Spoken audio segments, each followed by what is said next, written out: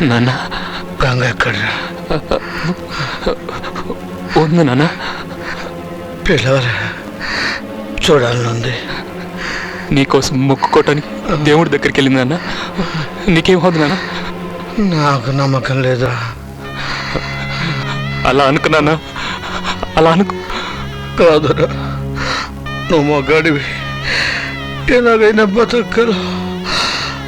అది తల్లి లేని పిల్లరా, దాన్ని నువ్వే చూసుకోవాలి. చూసుకో. దానికి మంచి సంబంధం చూసి పెళ్లి చేయాలి.